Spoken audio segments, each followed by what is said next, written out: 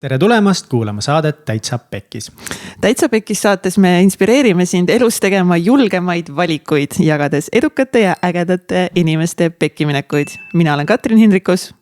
Ja mina olen Vetemaa Mihkel. Tänases saates on meil külas selline vinge mees nagu Priit Villemson. Ta on kõigile küll tuntud, aga nagu Priit Viirelaid. Ja nagu nimigi ütleb, siis sellepärast, et tema on Viirelaiul paikneva puhkekompleksi omanik. See Viirelaiu saar, Viirelaiu koht on üks Eesti ihaldutumaid puhkekeskusi, puhkepaikasid. Me oleme ise seal käinud paar korda, see on nagu räigelt lahe koht. Ja Priit on korraldanud seal üle 5 aasta siis elamusrohkeid sündmusi, üritusi, pidusid. Aga ta on üldse üks selline sariettevõtja, ta on tegutsenud ehitusäris, automüügiäris, ta alustas kunagi üldse hotellis töötamisega, et igast asju teinud lihtsalt. Ja 6 kuud oma elust olid üldse kunagi vanglas. Aga siis ta oma emal ütles, et ta läheb välismaale ehitama või välismaale tööle. Eks saates saate teada, mis ta emal ütles. Ta on abielus oma armsa naise Liiga ning neil on ka üks armas tütar. Aga enne, kui seda ägedat saadet saad kuulama asutada, ma ei tea, mis sõna see on, siis nagu ikka täiega jälgi meid Instagramis, toeta, jaga, et kui see saade sind kuidagi inspireeris või kõnetas tegema elus julgemaid valikuid, siis jaga vähemalt ühe oma sõbraga seda saadet. Ja jälgi meid ka YouTube'is, et meil on nüüd ka ju kõik saated täitsa vaadatavad YouTube'is, nii et tule subscribe'i. Ja üli hea näeb välja lihtsalt täiesti haigena. Nii ilus. Nii haige kui ilus kõik YouTube'is on. Ning tule tšekka ka Patreoni. Saad kuulda ägedaid seksikaid lugusid minu, Katrini, Kaido elust siin telgitagusel, meie suhetest ja kõigest muust põnevast. Nii et patreon.com/ Täitsa Pekkis. Head kuulamist. Tere, Priit. Tere. Tšau. Tšau. Tšau, Priit. Priit, lugu sellest, kuidas siis Priit unistanud saada miljonäriks ehk teekond unistusest miljonini. Priiduga just rääkisime, ja et sul on alati olnud see suur unistus olla miljonär. Nii ta on jah, kuidagi lapsepõlvest saadik on see drive-ind ajus, et sinna peaks jõudma ja see on kuidagi nagu mingisugune tuluke kogu aeg silme ees on, et nagu kaabitent sinna poole. Miks just lapsepõlvest? Mis pani sind lapsepõlves sellise asja peale mõtlema? No ma olen mõelnud sellele, et miks ta nii oli, võib-olla sellepärast, et suhteliselt raske lapsepõlv oli. Pereelu ei olnud kõige parem, kasuisa jõi, oli vägivaldne ja nii edasi ja siis ma kuidagi võib-olla oma ajus genereerisin, et see raha on nagu siis see pääsetee on ju, et sealt ära või iseenda nagu vabaduse poole. Et ma arvan, et midagi sellist. Ja milline see lapsepõlv välja nägi? No me elasin Saaremaal, Kuressaares, linnast 3 kilomeetrit ja selline oli nagu kortermaja moodi, aga samas vana mõisamaja, kus oli 10 korterit ja siis mul oli hästi palju aega nagu väljas mängida, ehitada onne, ehk siis minu nagu mingisugused turvakohad olid nagu oma onnid, et hullult ehitasin mingid onne kogu aeg igale poole ja nii-öelda dirigeerisin siis teistele hoovis olevatel lastele, et kuidas ja kuhu tuleb ehitada, proovisin mingit direktor olla, et selline nagu ei ütleks, et mingi halb lapsepõlv oli, aga jah, ma ütlen kuidagi see mingisugune mootor, mis siis nagu ajus kogu aeg töötas, oli see, et nagu kust midagi saada või nagu kuidas nagu teenida raha või et siukene. Mingi tunne siis nagu pidi ikka olema, et midagi on nagu puudu või et milleski tahad põgeneda? No ilmselt jah, et täna, ega ma terve enamus oma elust ei ole sellest aru saanud, miks ta nii oli, nüüd kui ma siis kevadel läbi põlesin, siis ma hakkasin iseendaga tegelema ja siis paljud nagu asjad tulid välja, mis on nagu lapsepõlvest alguse saanud, ehk siis see ilma päris isata elamine ja tunnustuse vajadus ja kõik see et see nagu ilmselt ongi terve elu drive-in nagu ajus, et sa tahad siis seda, kui isa ei ole seda pakkunud, siis sa tahad seda mujalt saada. Et eks see võib midagi sellist olla. Ja no isa tunnustust meil siin pooled Eesti mehed ajavad taga, sealhulgas ka mina, nii et selles ja mitte ainult mehed, nagu naised samamoodi, kui isa poolt on jäänud see nagu turvalisus tunne saamata, siis hakkad seda tulevikus nagu oma siis nagu elukaaslaselt meestelt otsima nagu seda turvatunnet väljaspoolt nagu. Et see nagu jah, ja on nagu see armastuse puudumine ja turvatunde puudumine ja siis hakkad seda väljapoolt kogu otsima ja otsima ja aga vist nagu ükski väline tegur seda lõppkokkuvõttes vist lõpuni ei rahulda. No vist jah, et selle vastu mina nagu ei ole näinud ravi, et kuidagi läbi kogema uuesti ja läbi mõtlema enda jaoks, et sealt need nii-öelda errorid tulevad, on ju. Et võib-olla see lahendab. Ja mis olid mingid viisid lapsena sul, kuidas sa siis leidsid võimalusi, raha võimalusi, ma ei tea, teha asju, mida sa tahad, osta asju, mida sa tahad? No ma hakkasin jah erinevaid viise leiutama, et mäletan isegi lapsepõlves seal lasteaias käies. Ma üritasin oma vanad katkised mänguasjad maha müüa, et siis saaks raha, et siis saaks midagi muud osta. Ja see kuidagi nagu kogu aeg terve kooli aja oli selline, et otsid võimalusi, kus siis nagu teenida, sest kodust nagu ei saanud taga midagi. Et kogu aeg ketras nagu 10 mõtted peas, et mida, kust ma saan, mis ma teen. Et ma ei tea, lasin vanematel poistel suitsupakki osta ja siis müüsin ühe kaupa suitsusid umbes, et saaks mingigi raha kuskilt. Oi kui kaval. Kellele sa müüsid oma vanu mänguasju? Kes ostab nagu Eestis lapsed ostavad vanu mänguasju ära? No seal oli selliseid inimesi, selliseid teisi lapsi, kelle vanematel läks väga hästi ja siis sa mõtlesid mingi story välja, et miks ta peaks siis seda ostma. Et sealt võib-olla on see ka tulnud, et see leidlikkus kuidagi mõelda mingitele asjadele, mingi story või mingi kelle oma see kunagi oli või mis iganes. Ma pean küsima, kas sa mäletad ka mõnda mingit reaalset storyt või mingit mänguasja, mille sa mingi eriti hea diil, mille sa maha parseldasid? Jaa, mul oli üks katkine püss oli ja siis ma selle müüsin ära ja siis mõtlesin, et sinna saab mingisugused tongid sisse panna, siis teeb mingit räiget pauku ja sõnaga niimoodi ta läks.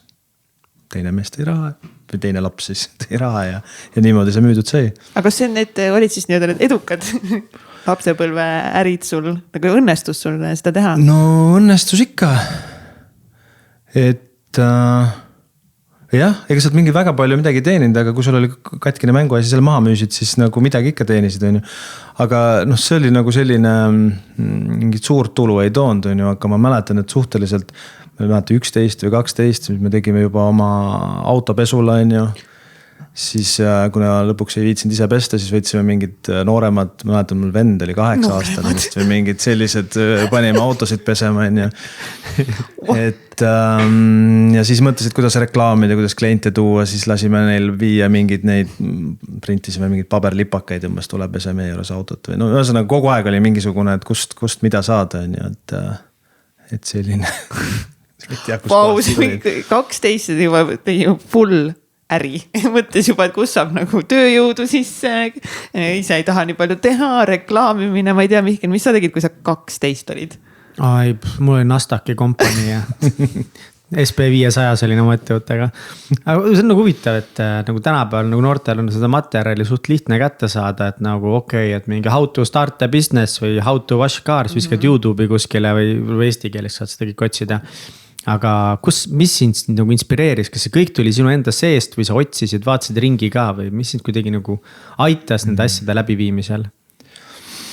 Ma ei teagi, see kuidagi nii loomulikult tuli see tahe nagu midagi teha. Ma nagu otseselt nagu ei mõelnudki seda. Eks ta oli kuskil kuklas, oli kogu aeg mingi mõte, et nagu mida teha või kuidas saada või ma ei tea, nagu kogu aeg oli selline rahutu olek, kogu aeg nagu aju mõtles, et kus ma nüüd toon mingi, ma ei tea, kellegi vanaisa olid mingid ehitusmaterjalid üle, siis tõime need ära, müüsime need kuskile maha, et kogu aeg nagu oli sükene mingi asi trai veel sees, sükene tohutu rahutus nagu, et tahe teha nagu. Aga kuidas koolis õpilasena? No keskpäraselt nagu 4-5 ja maksud maha, siis jäidki 3 järgi ja et jah, mingi matemaatika oli tugev ja kõik need nagu reaalained, aga muud asjad, ega ma nagu väga usin õppija ei olnud, et pigem proovisin nagu kodus vähe õppida ja nii-öelda koolist läbi saada, et. Kas oligi pigem siis, et sa ei tahtnud ka kodus olla? Ma arvan küll, et ega seal mõnus olla ei olnud ja siis sa pigem olid õues või siis käisid sõprade juures või väga jah, nii-öelda ei tahtnud kodus viibida. Aga emaga said läbi või? Emaga sain läbi. Et ma mõtlengi, et see oli kummaline, et praegu ka mõtled nagu siis lapsepõlv nagu ei olnud nagu halb, aga sort of sa teadsid kogu aeg nagu kuklas, et nagu hea olukord ei ole ja nagu võib-olla alateadlikult siis hoidsid nagu eemale sellest, et siuke. Aga kas sind nagu teismelise eas see, et sul kasuisa oli alkohoolik ja vägivaldne, et kas see sind nagu tõmbas ka alkoholi küüsi või see pigem just viis sind nagu eemale sellest? Ütleme nii, et see aeg, kus ma üles kasvasin, oli nagu alkoholi tarbimine suhteliselt populaarne tegevus nagu. Eks siis ma arvan, et see on ka natukene ühiskond oli selline, et enamuste isad nagu jõid, ja siis kui sa oled ju seda kõike näinud nagu pikalt peale, siis see nagu tundubki lahe, et teeme ka, et eks siis ma seda alkoholi tarbima hakkasin ikka suhteliselt noorelt, aga pigem nüüd nagu on nii, et ei taha. Aga teistpidi muidugi mõtled, et sa nägid seda vägivaldsust pealt ka, siis see nagu on täiesti no-go, ehk siis sellist asja pigem ei tolereeri või nii kui sa näed, siis sa lähed kohe vahele, et see on minust kauge kaarega mööda läinud. Aga kelleks sa koolis tahtsid saada või nooremana üldse, kui sa oled juba teismeline, kas siis sa nägid oma mingit tulevikku ette?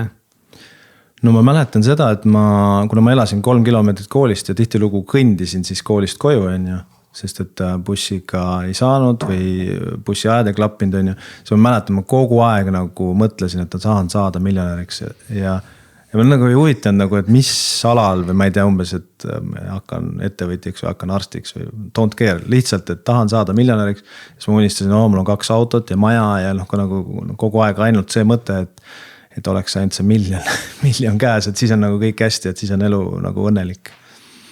Et jah. Ja mis sa edasi tegid peale kooli? Peale kooli, siis ma kolisin Saaremaalt Tallinnasse ja hakkasin ülikoolis käima, aga ülikooli ajal oli ikkagi vaja tööl käia, et muidu nagu ei elanud Tallinnas ära. Ja siis oli huvitav, et mu esimene töökoht oli Viie Tärni hotellis, ma olin pakikandja, ehk siis portier. Aga kuna ta oli Eestis ainuke Viie Tärni hotell tol ajal, siis ma suht kiiresti õppisin ära, et kuidas klientidega suhelda ja kuidas võimalikult palju jootraha saada. Et ma räägin, ma tihtilugu teenisin rohkem kui see hotelli direktor. Siis iga õhtu läksid koju, sul olid taskud raha täis, siis ta lihtsalt oskasid inimestega suhelda ja tegid nii, et neile hea oleks. Aga mis sa tegid siis, mis need nipid ja trikid siis olid, mis sa said nii head tippi?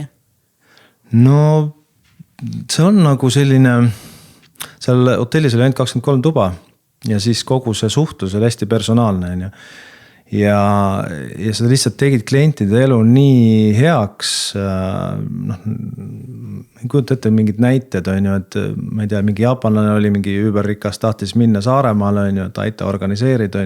Ja siis ma tegin niimoodi, et ma organiseerisin terve reisi ära, võtsin ta auto peale, ehk siis ma tegin ise selle kogu tripi ära ja suhtlesin temaga. Sealt sain 3000 krooni, mis oli tol ajal, mäletan, palk oli mul 2500, ehk siis ma sain nagu 2 päeva eest 3000 lihtsalt tippi nagu. Ja neid näiteid oli, inimesed loopisid raha niimoodi, et üks ütleb, et mine too apteegist ja peavalurohtu ja see peavalurohi maksis mingi 5 krooni või midagi sükest ja ta andis lihtsalt 500 krooni jootraha selle eest. Ehk siis nagu kogu aeg nagu. Väga rikkad inimesed, see oli väga rikast inimest hotell kuidagi. Jah, tal oli kallis hotell ja ta oli Eestis tol ajal ainuke nagu selline, ehk siis see kogu see koorekiht kogunes sinna ja kui sa olid nagu hea nii-öelda suhtleja, siis sa teenisidki hästi. Wow. Jälle nagu väga huvitav, et vaata nagu sa oskasid kuidagi leida jälle nagu mingid võimalused, see on nagu süke mingi muster hakkab siit välja tulema selles, et sa küll võib-olla, mina ei tea, sul ei ole olnud nagu sükest isa eeskuju võib-olla ei ole on nagu mingid väga tugevaid nagu mentorid, äkki võib-olla on ka, saad nüüd parandada nüüd, aga sellest olenemata. Sa kuidagi nagu, ma ei tea, kas sa testid nagu ja analüüsid väga palju oma käitumist või sul lihtsalt ongi siuke imeline aju antud kätte, et tulevad nii head ideed. Kuidas sportjeena nagu erineda kõikidest teistest, kuidas saada rohkem tippi kui kõik teised. Et sa pead nagu kuidagi väga nagu süstemaatiliselt või analüütiliselt või loominguliselt lähenema kõigele. Ei tea jah, mul ei ole nagu mingit otsest mentorit, aga kuidagi võib-olla see kiire õppimine või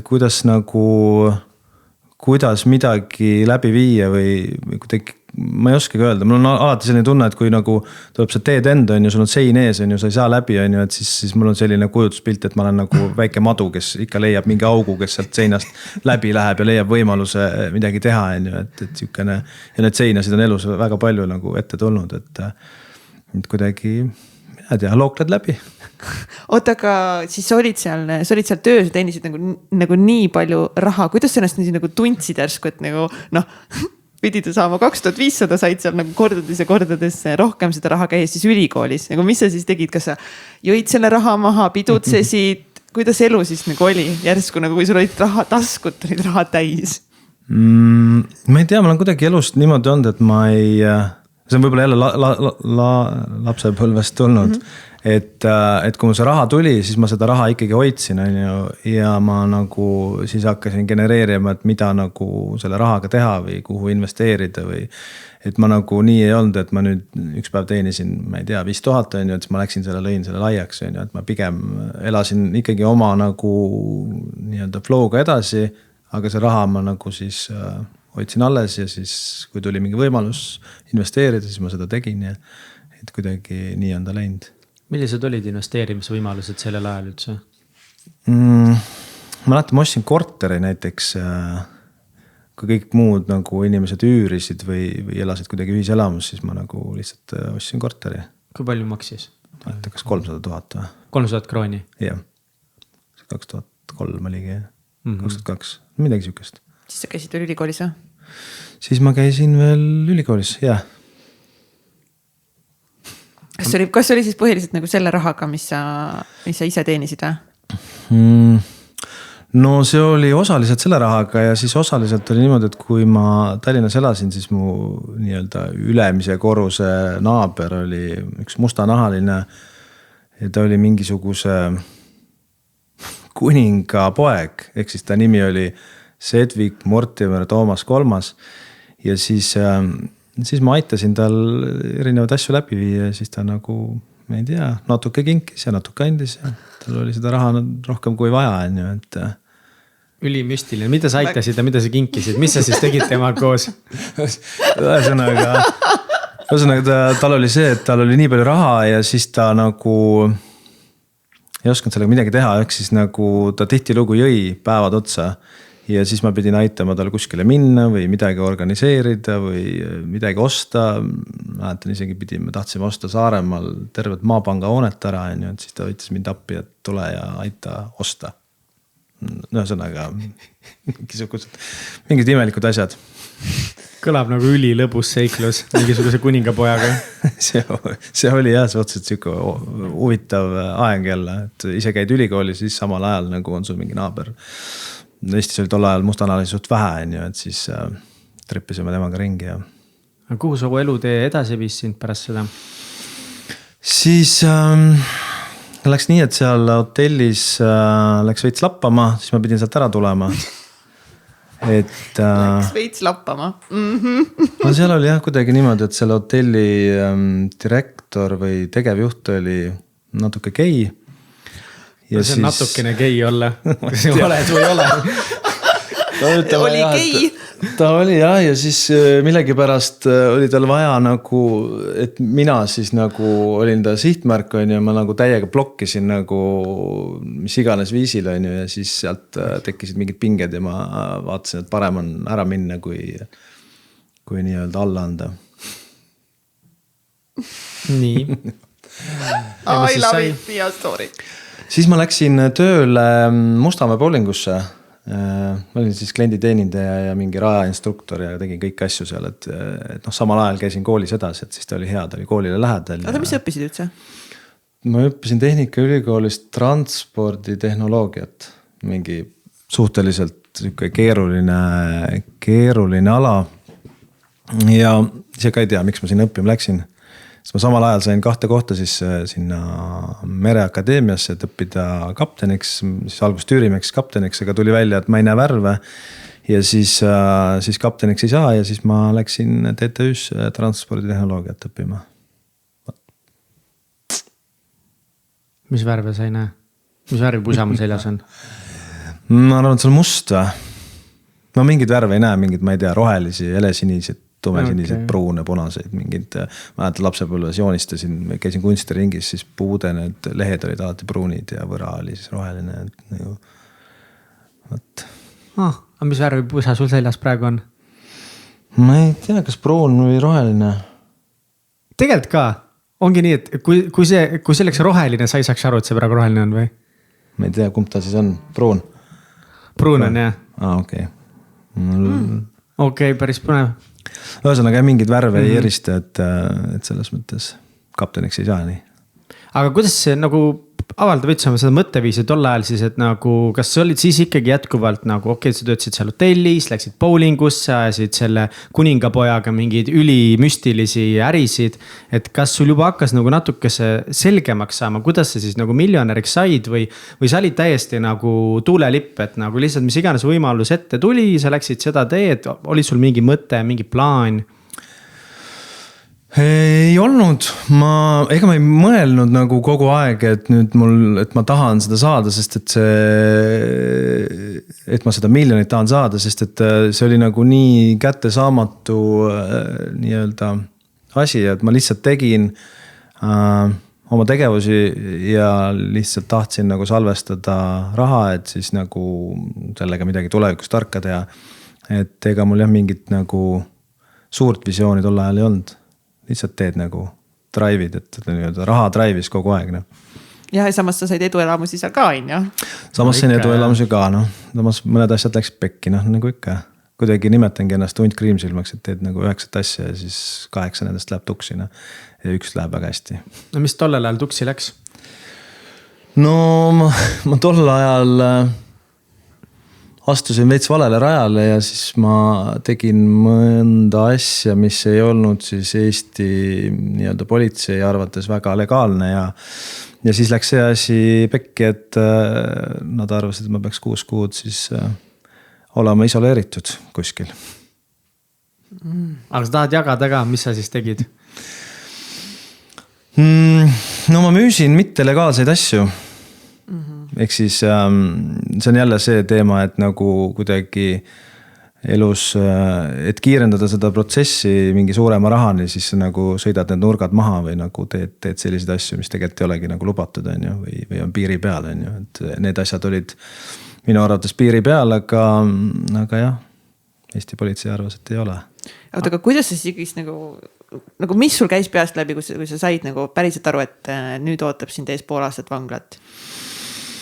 Ega ma ei oskanudki midagi öelda, see oli selline nii-öelda teadmatus ja ega ma ei olnud uhke selle üle, eks ma kellelegi ei öelnud, et oma emale ütlesin, et ma lähen nüüd pooleks aastaks Iirimaale tööle ja siis seda näitemängu ma nagu mängisin samal ajal ka, kui ma ära olin, et eks siis sees olles ma ostsin oma telefoni, millega ma siis vahepeal helistasin Iirimaalt nii-öelda.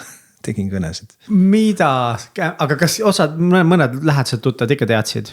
No jah, väga vähesed. Võib-olla neid inimesi oli mingi 4-5 inimest, kes teadsid nagu üldiselt ei teatud. Aga sa kuidagi valmistasid ette ennast ka vanglaks? Saab kuidagi ette valmistada vanglaks või?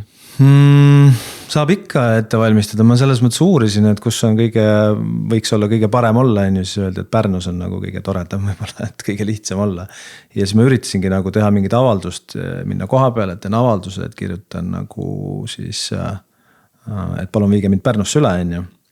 Ja see juhtus ka veel niimoodi, et ma veel viisin oma naise koju, ta hakkas süüa tegema, siis mõtlesin, ma lähen teen selle avalduse ära ja siis tulen tagasi. Ja siis ma kirjutasin selle avalduse ära ja hakkasin nagu siis välja tulema sealt vangla uuste juurest ja siis kuidagi hüüti tagasi, et tule nüüd korra tagasi, et üks asi jäi allkirjastamata ja siis öeldi, et okei, nüüd on kõik, et nüüd sa pead siia jääma, et umbes savi, et kodus süüa tehakse või mis iganes on ju, et nii, et ma ei saanud väga palju ette valmistada, et. Oota, kui vana sa olid? 22 või? Aga tol päeval siis, kui sa läksid avaldust tegema, siis juba jäidki sinna?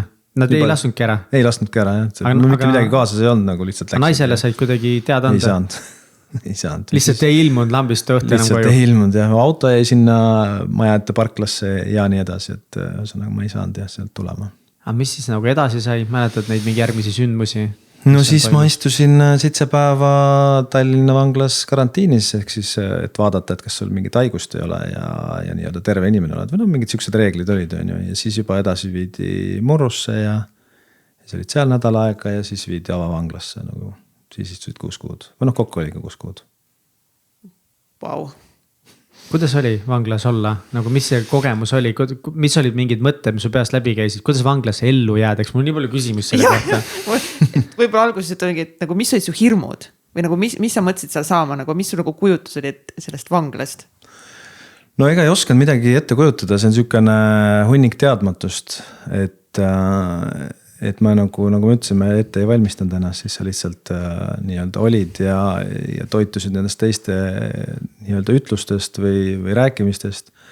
Ja mis ma siis proovisin hästi palju lugeda ja kuidagi nagu olla mõttes kuskil mujal, et siukene, no vot, siuke teadmatus oligi.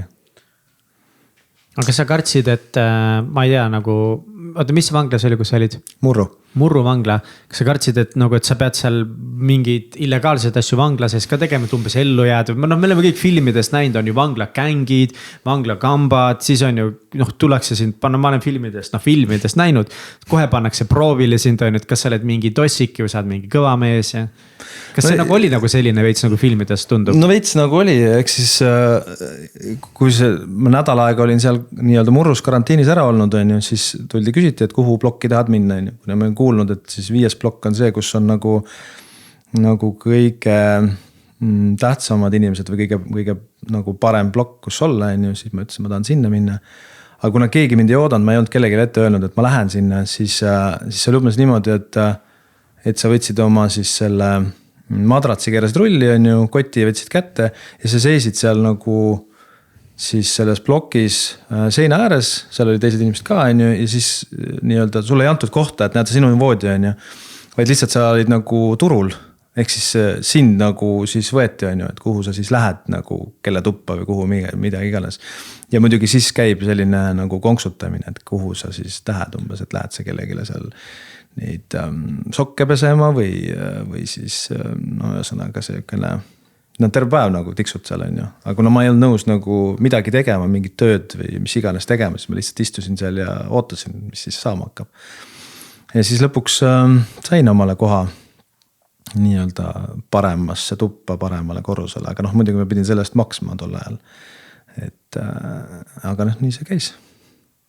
Okei, aga ühesõnaga, mis see konksutamine tähendab, et erinevad inimesed nagu tulid sinu juurde, kuule, sa võid mu sellesse ruumi tulla, kus hakkadki mu sokke pesema või mis tegema, muid asju tegema? No umbes nii, jah. Ja mis sa tegid, saatsid perse või ütlesid viisakalt? Ma ütlesin, et mis nagu seda kuvandit sa endast proovisid jätta? Ei, ma selles mõttes oli viisakas, ma ikkagi ütlesin, et ma ei soovi selliseid asju teha ja ma lihtsalt keeldun, et ma ei ole nõus. Siis nad läksid minema ja siis tulid järgmised ja niimoodi ta käis. Palju seal siis oli neid inimesi?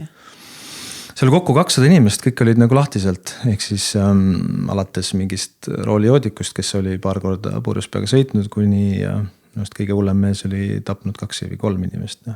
Need kõik on nagu lahtiselt ja kõik suhtlevad omavahel, nii et ikka suur kogemus. Aga need kongid, ruumid olid ikkagi eraldi? Magamiskohad olid eraldi. Aga kõik oli lahti, selles mõttes sa võisid igal poole minna, igal poole käia. Aga seal oli vägivalda ka palju? No oli, ma ütleks, et väga palju, aga kui ikkagi toimus mingi pidu või joomine, siis seda ikka juhtus. Kas vanglas mitte ei tohiks joomisi olla teoorias? Aga aasta oli siis jah mingi 2000. No see räägin 20 aastat tagasi. Jah, et siis juhtus igasugused asju seal. Aga kuidas see joomine seal välja näeb? Kuidas nad smuugeldavad, kuidas need valvurite kaudu alkoholi sinna või valvurid müüvad? Valvurid põhimõtteliselt tood sisse, jah. Et sa, kelle raha on ju, sellele tuuakse kõik asjad sisse. Kuidas sa üldse oma rahale ligi pääsed? Et sa küsisid ka, et sa pidid maksma oma mingi kongi koha eest ja sotsid endale telefoni seal. Kus sa raha said? no mul oli siis tol ajal naine, kes siis aitas nagu kanda neid rahasid sinna sisse. Wow. aga kas neid pidi sisse smugeldama või see oli okei anda raha ei olnud keelatud? No kuskile kontole kantsid nagu, et siis kuskilt kontolt kanti edasi. Okei, nii et sa ise ei pidanudki rahaga otseselt kokku puutama, rahad liikusid kuskil mujal. Kuskil väljas. Oota, aga räägi natuke, milline näeb üks vangla päev välja? Tõused kell 8 vist, ma ei mäleta kella aega seda keele, tõused 8 üles, siis on rivistus, kõik loetakse üle, kas kõik on olemas, siis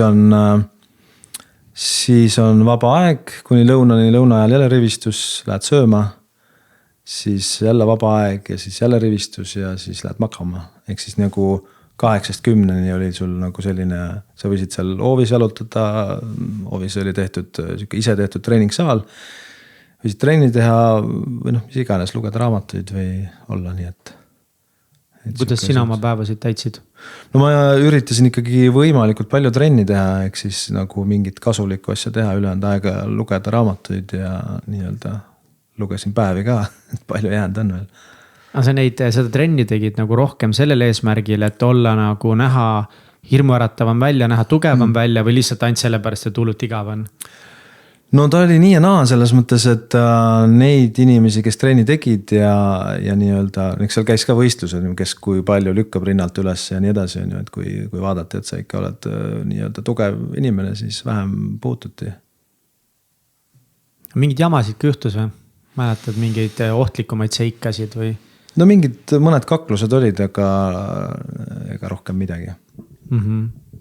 Suht nagu valutult läks see minu jaoks. 6 kuud, jah. Aga milline see tunne oli välja saades? No tunne oli, ühtepidi oli hea, teistpidi oli halb selles mõttes, et kui ma läksin sinna, siis mul oli naine ja siis kuskilt poole pealt leidis ta uue inimese. Ehk siis suht kehva tunne on olla kuskil seinte vahel ja kiruda iseennast ja siis samal ajal sul naine läheb minema. Et selles mõttes oli siuke nii ja naa. Kas see mõjutas kuidagi sinu mingid, ma ei tea, jätkuvalt sa tahtsid ju miljonäriks saada, plaan oli paigas, kas see nüüd mõjutab, et sa oled vanglas käinud, kas tööandjad üldse teavad, et sa oled vangis käinud, sa suutsid oma ema eest seda varjata, kas sa said seda kõikide teistest ka kuidagi varjata või mitte mainida? Ma ei tea, ega ju töövestlusel äge küsiti, aga kas sa oled karistatud või mitte. Et või vähemalt enamus töökohtada, kui sa kuskile, ma ei tea, politseisse tahad minna, siis see on minu jaoks nii-öelda keelatud, aga ega ei tea. Mind ta nagu väga ei mõjutanud selles mõttes, ma elasin ikka oma elu edasi ja võt. Millal sa emale rääkisid? Ma mäletan, et ta kuidagi lõpus sai nagu teada, aga ma ei mäleta praegu kuidas pidi või kuidas see läks. Et igal juhul. Aastaid hiljem nagu kunagi või? Ei, ma arvan siis, kui ma sealt välja sain, võib-olla ma ise murdusin ja ütlesin, et või sai ta aru või tundis midagi või ikka tead emade teema, et ega ta õnnelik ei olnud. Arvad? ma arvan küll. Aga kuidas sa ise nagu täna nagu tunned tagasi vaadates sellele vangla perioodile? No tihtilugu öeldakse, et nagu igast kogemusest tuleb võtta mingi hea asi või mis see sulle andis või siis ma mõtlen selle peale, see ei andnud mitte midagi nagu lihtsalt tühi aeg on ju, et pidid lihtsalt enda eest võitlema, hoidma ennast nagu elus või normaalsena ja siiamaani ei suuda välja mõelda, et miks elu selle nii-öelda kodara mulle rattasse viskas. No võib-olla siis õppetund sealt oli see, et ei tasu neid piiri peal legaalseid asju müüa. Võib-olla jah. Äkki see oli see õppetund. Võib-olla sa saidki nagu selle, veel nagu see pool aastat ja nagu ei olnud nagu nii hullu, et kui sa oleksid võib-olla jätkanud, who knows? Et siin võib-olla nagu kõrvaldati veel hullemast stsenaariumist lihtsalt nagu ära pooleks aastaks versus see, et nagu kui sa oleksid jätkanud sealt edasi, nagu võib-olla sa täna istukski meil siin vastas. Jah, võib-olla, kes teab. Ma ei ole nii mõelnud väga. Aitäh, et jagad seda lugu siin 200+ saadet salvestatud ja simne kord nagu lihtsalt nii suur aitäh sulle, et sa oled nõus jagama seda poolt ise endas, mis nagu ikkagist nagu ühiskonna mõistes on ikkagist nagu, et Faks, et vanglas olnud, et kind on nagu ikkagi mingi nagu sildistamine. Et nagu kurat, ma ei tea. No eks see siuke tabu on jah, et väga ei reklaami seda, et kuule, et vaata, ma olen CV-sse CV-sse ei kirjuta, et näed see periood, ma olin ära kuskil jah, et jah. Äge. Selles mõttes, et sa jagad täna meiega seda. Ma olen nagu väga nii tänulik selle, et me oleme loonud sellise ruumi, kus on nagu kind of turvaline siin nagu 1000 inimeste eesus, kus seda rääkida. Aga kuidas siis sa said vanglast välja? Mis siis ikkagi su elus nüüd edasi saama hakkas? No, naist ei olnud. Naist ei olnud, õnneks korter oli alles, aga raha ka ei olnud, oli otsa saanud.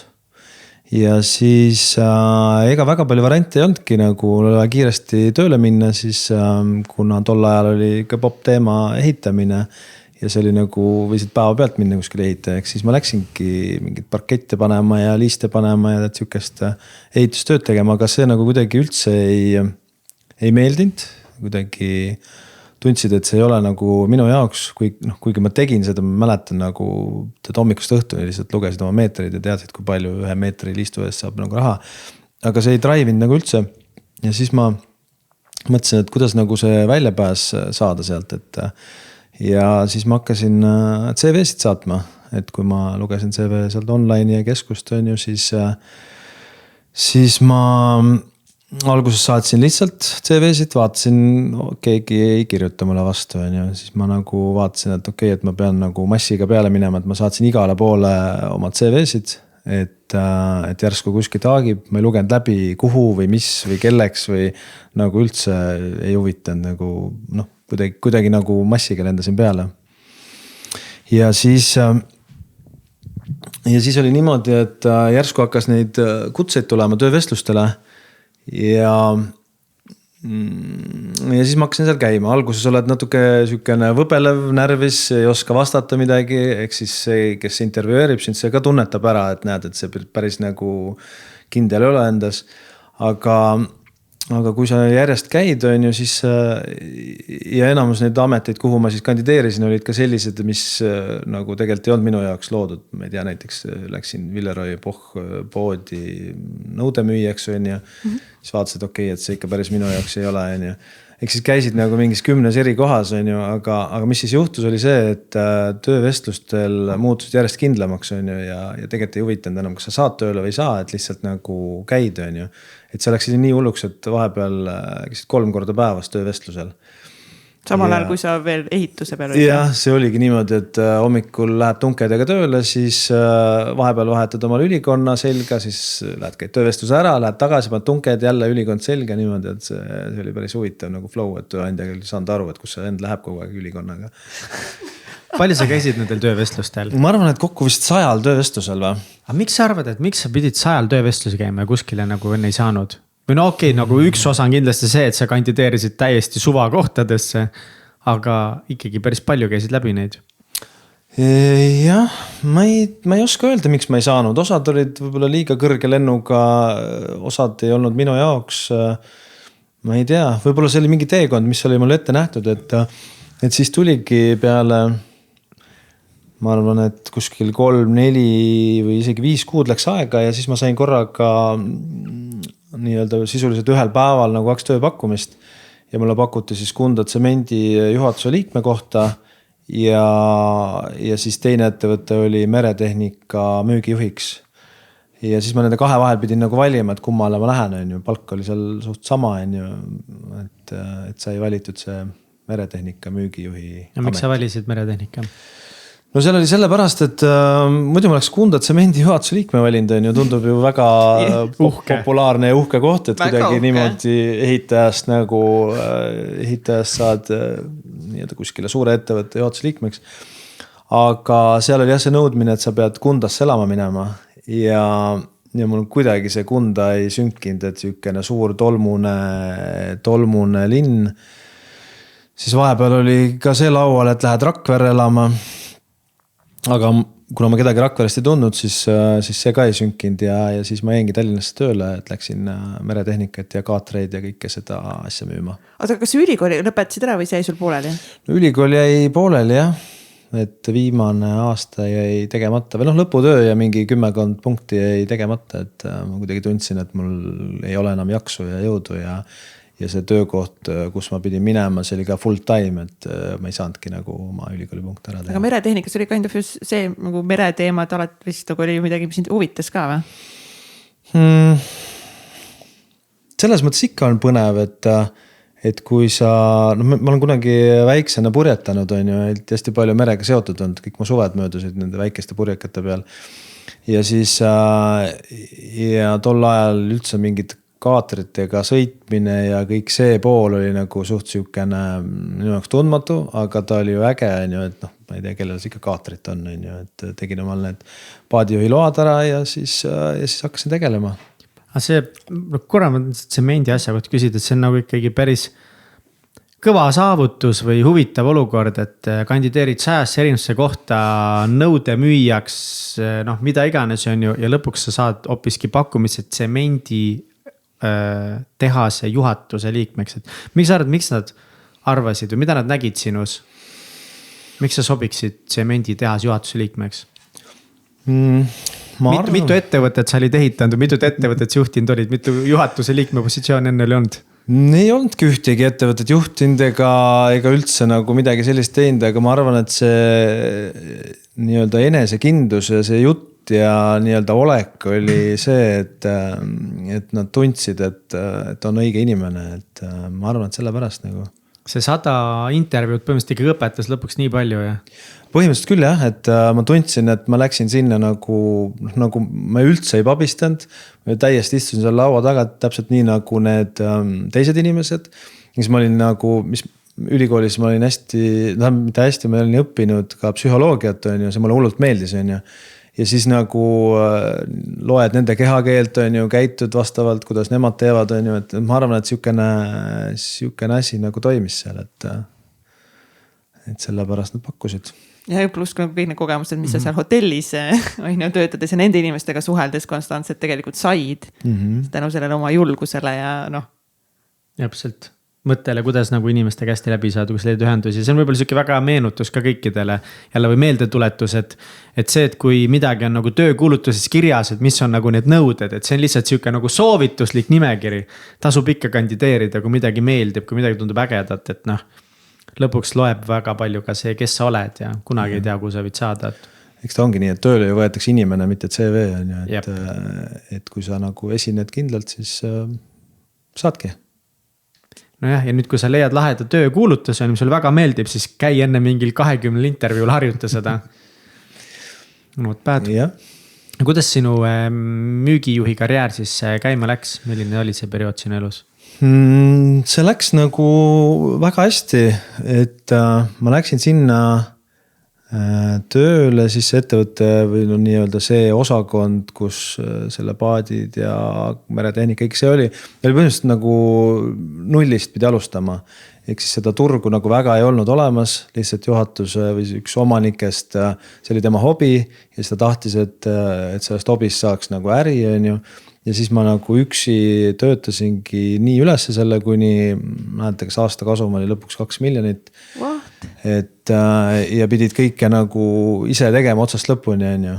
Et selles mõttes võiks öelda, et nagu väga edukalt läks. Nii minu jaoks kui kuidas sa siis õppisid seal seda, nagu et sa nii edukaks said seal selle terve ettevõtte müügi? Ma ei oska öelda, lihtsalt tegid ja eks see natuke oli seotud ka sellega, et Eesti majandus nagu järjest tõusis, on ju. Aga ma ei tea, selline sihikindel töö ja eks see üks omanikest, kelle hobi see oli, ta ka hästi palju õpetas, et kuidas neid müügiprotsesse nagu teha ja toimetada ja siis ma nagu tema pealt õppisin seda. Aga mis sa nägid siis selle müügiprotsessi koha pealt? See oli juba varem ka kind of seal müüki teinud, et sa nii palju tippi ka said, et inimsuhted ja et mis sa õppisid seal? No eks see ongi see nii-öelda tehingud ikkagi tehakse inimeste vahel ja kui sa oled meeldiv ja tore ja nii-öelda vastad õigel ajal meilidele ja oled olemas, siis ma arvan, et see oli selline nii-öelda müüginipp, mis toimis. Ja sul oli see tulemuspalk siis sealt, sa said siis nagu päris okei raha teenisid sealt siis selle käibe pealt? No jah, eks ma olin veits kaval ka, lõpuks ma vaatasin, et kui palju Eesti riik võtab makse ära ja siis ma üldse tegin nagu nii-öelda enda ettevõtte ja siis ma enda ettevõttelt hakkasin teenust pakkuma, nii et siis see sissetulek kasvas päris oluliselt. Kui lähedale sa oma miljoni ja ma ütlesin, et kas nüüd juba hakkas nagu koitma vaikselt, et okei, et nagu siin nagu on midagi. No nüüd hakkas koitma jah, selles mõttes, et siis oligi, kui ma tegelesin enda kaatritega ja vaatasin, et okei, et nüüd ma olen kuskile jõudnud, siis ma tegin mingisuguse huvitava triki, et ma hakkasin ka paadiettevõtjaks, ehk siis ma nagu ühe USA korporatsiooni rääkisin ära, et nad annaksid Baltimaade müügiõigused mulle. Aga see ei käinud üldse nii lihtsalt, et see on niimoodi, et ei, nüüd Priit, sa lihtsalt rääkisid ära nagu Ellesid Klee. No jaa, nad siis saatsid kirju, et saada nagu oma kontorist pilte ja saada sellest mariinast pilte või nagu sadamast, et kus teie jahid seisavad ja saada, mis teil laos on ja siis ma käisin, mul polnud ju mingit kontorit ega midagi, siis ma Pirital käisin, tegin Pirita sadamast pilte ja siis vaatasin, seal mingi kontori üürida, siis kopisin need pildid ja siis saatsin ära ja siis saingi nagu Soome või selle Ameerika mingi kõige suurema paadikorporatsiooni nii-öelda diili endale. Wow. Mis sa tegid selle diiliga, mis siis sai? Ma tellisin 6 kaatrit siis sealt USAst.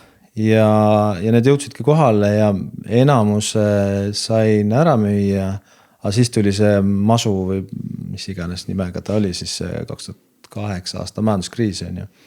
Ja siis läks see USA ettevõtte pankrotti ja ega ei olnudki enam kellegile müüa neid kaatreid, sest Eestis ju kõik läks halvasti on ju.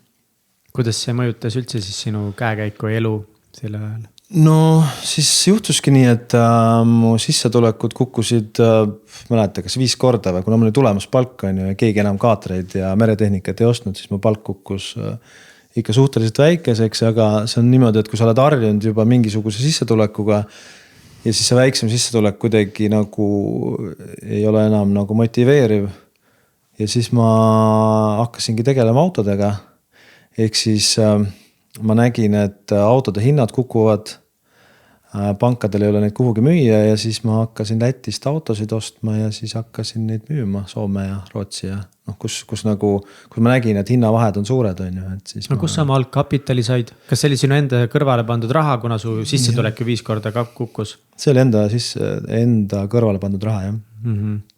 Et aga see läks suhteliselt kiiresti, et alguses oli 1 auto ja 2 kuu pärast oli 4 juba ja siis läks, mäleta, kas 7 kuud ja siis oli juba 7 autot ja siis ma mõtlesin, et okei, et kui soomlased mu käest kõik ostavad, on ju, et siis miks ma ei võiks siis Soome üldse autopoodi teha ja siis ma leidsin mingi Soome mehe ja alla aasta siis mul oli juba Soomes autopood ja niimoodi läks 7 autost kuni 100-ni, et ikka korralik fast forward. Et soomlastel siis raha oli, et autosid osta või? Soomlastel oli raha jah, selles mõttes suht lihtne nagu äri, et kui sa saad Lätist poole hinnaga osta ja Soome täishinnaga, peaaegu täishinnaga müüa. Mis keegi teine seda ei teinud või mis sinu eelis oli? Ma ei oska öelda, võib-olla head kontaktid, kust osta ja teistpidi kuhu müüa, et ega Soomes on nii, et eestlase käest ikkagi midagi hästi ei ostetud. Ja siis ma võtsingi soomlase partneriks ja siis tema oli nagu selle ettevõtte siis nägu nagu seal. Siis mina finantseerisin ja tema siis müüs. Väga kaval. Aga mis tüüpi autod olid? Kas see olid nagu tavalised rahvaautod, mingid väiksed Volkswagen Golfid või need olid mingid kallid autod või eksootilised? Pigem olid nagu kallimad autod, kuigi Soomes pidi hästi palju kalkuleerima, seal on automaks. Ja siis kui sa selle automaksusüsteemi nagu endale selgeks tegid, siis olid seal mingid kindlad autod, kust oli võimalik teenida nagu väga suuri summasid on ju. Et ma mäletan, et näiteks Toyota Hilux mingisugune kasti auto, mis nagu Lätis ei makstud midagi, siis Soomes said väga kalli hinnaga maha müüa ja teenisidki, ma ei tea, auto pealt 10 000, mis oli nagu väga hea tulemus. Kas nüüd olid juba oma miljonile lähedal või oli miljon käes nüüd või? Ei olnud, ma tegin peale seda Rootsi autopoe ja siis sest ma vaatasin, et mingid autod on nagu Rootsis kallid, kogu aeg kalkuleerisid. Ja ma mäletan, et ma pidasin ühte Exceli tabelit, nii-öelda, kuhu ma iga 2 nädala tagant siis kandsin kogu oma vara või mis mul siis oli sisse ja ja kui ma selle Rootsi autopoe tegin, siis ka seal kasvas see autopood umbes 100 autoni, aga noh, seal olid enamus nagu luksusautod. Ja siis nii kaua tegin, kui mäletan, oli siis 960 000 vist koos või? Aga mis see tähendab koos, kas see oli sinu enda pangakontol või see oli nagu justkui nagu sinu poe väärtus või? No see oli see, mis oli pangakontol ja mis oli nagu autode all kinni, ehk siis nagu autod on suht likviidne vara ka, et siis nagu ma arvestasin. Aga kuidas tunne oli, kas sa tundsid, et nüüd nagu, kas see õnnelikkus oli, kas see oli ka niimoodi, et 960 000, et 96% oli nagu sinu sellest miljonist täidetud, et kas siis samamoodi oli 96% nagu õnnelikkusest täidetud või tegelikult mitte? Ja mis elu sa elasid sellel ajal üldse? No see ongi huvitav, et tagantjärgi mõeldes, ma too aeg väga ei mõelnud sellele, ma lihtsalt nagu mul oli vaja see number täis saada. Ma isegi mõelnud, mis siis pärast saab, kui mul see ümmargune number täis on. Aga ma ei nautinud mitte ühtegi sekundit seda raha, et eks siis ma nagu lihtsalt elasin selle numbri nimel, mis seal Exceli tabelis on, et ma nagu ei olnud nii, et no põhimõtteliselt ma ei raatsinud nagu mitte midagi raisata, sest et kõik see oleks ju võtnud nii-öelda seda eesmärki maha. Et sa tööd tegid siis põhimõtteliselt kogu aeg tööd? Kogu aeg jah, kogu aeg nagu aju ketras, et kuidas ja mismoodi rohkem teenida ja kus see raha saada ja kuhu virvarr käis ainult peas on ju, et elasin ainult arvutis ja et teeniks rohkem raha. Mis sinu poest sai Rootsis? No me kasvasime päris suureks, nii suureks, et me olime Rootsis vist teisel kohal autode importijatest aga noh, sellel oli ka oma, nagu ma ütlen, ma natuke olen kogu aeg kõndinud selle noatera peale, et kas on päris õige või ei ole. Igal juhul me maksime maksud ära alguses Eestis, pärast Luksemburgis, kus on väiksem käibemaks. Ja Rootsi maksuametile millegipärast ei meeldinud see skeem. Ja siis nad alustasid nagu uurimist. Ja siis nad tegid nii, et nad arestisid selle uurimise ajaks pool autopoodi, ehk siis nagu 500 000 autosid. Ja ülejäänud 500 000 ma tõin kiiresti Rootsist ära, nii et põhimõtteliselt ühe päevaga oli -50%. Palun kirjelda mulle, kuidas tuuakse kiiruga 50 autot Rootsist ära? No eks see, vaata, kui sul on nagu nii palju autosid, siis kui palju neid oli? No ma arvan, et 50 ei olnud, oli vähem. Lihtsalt kallimad tõin ära, aga kogu see transport ikkagi käib veoautodega, et sul nagu olete ilmselt näinud neid veoautod, kus autod peal on. Aga sa teadsid, et nad on siis nagu tulemas? No ma teadsin jah, ma oleks võinud tegelikult kõik kogu oma poe tühjaks viia, aga kuidagi kunagi ei uskunud, et nad nii kaugele lähevad, et minu arvates tundus see kõik nagu legaalne ja kõik õige nagu. Ja meil oli kunagi Rootsi advokaat need asjad üle vaadanud, aga näed, ei olnud nende arvates. Aga kus sa viisid need autod? Kus veokid läksid? Need on mingi filmitsenaar, mis veokid põgenevad mingite autodega. No ma tõin Eestisse osa ja osa viisin Soome poodi. Nii et, aga noh, see saigi mul peale seda ma nagu tundsin, et see autoäri ei ole ikkagi enam minu jaoks, et ei tahtnud teist korda hammasrataste vahele jääda ja siis ma nagu müüsin oma autod ära ja hakkasin tegelema ehitusega ja Aga Soome autopood, kas sa jääd mingiks osanikuks või omanikuks, et see pood toimetaks ise edasi? No seal see soomlane ka väsis ära ja siis me tegime uue poe ja vaat siis juhtus selle uue poega niimoodi, et seal see uue poe juhataja müüs osad autod maha ja kõndis selle rahaga minema, et siis ma sain sealt teise laksu veel sisse, nii et siiamaani on see mees kadunud, et see nagu sõitis kuskile puhkama soojale maale. Kuidas see emotsionaalselt siin nagu mõjutas, et sa olid väga kinni tollel ajal oma selles numbris ja nüüd kui 50% vähemalt see number nagu kahanes, kas sa lõisid rivist välja või? Kusjuures ei olnud nagu mingit hullu masendust, et ma lihtsalt võtsin siis enda jaoks teadmiseks, et ma ei saagi kunagi seda kokku ja ma nagu mõtlesin, et okei, et ma elan siis nagu tavalist elu edasi, et ma nagu ei viitsi nagu rapsida enam selle nimel nagu. Sellise otsuse teid? Jah, kuidagi vaata unistus murdus ja siis nagu tol hetkel ma mõtlesin, et ma nagu, mul ei ole seda vaja siis, et lasta siis olla nii. Mõnes mõttes sa nagu natukese tol hetkel andsid alla veidi, et see ei olnud nagu see ei olnud sellest heast kohast tehtud otsus, et et tegelikult see eesmärk ei ole mu elu kõrgem eesmärk, see oli pigem see, et persse kõigega. No muidugi, fuck it, et kas kui sa ei saa selles mõttes, et sa ikkagi pead ju kogu aeg genereerima, mõtlema, et kus sa selle saad, on ju, ja sa oled nagu teinud mingisugust tegevust päris kaua, on ju, ja nüüd, kui see tegevus ära kukub, on ju, siis on nagu, noh, siis ongi keit ja tõlg, kui mõtled, et noh, kurat, nii läks. Kaua seda auto siis businessi tegid 10 aastat või?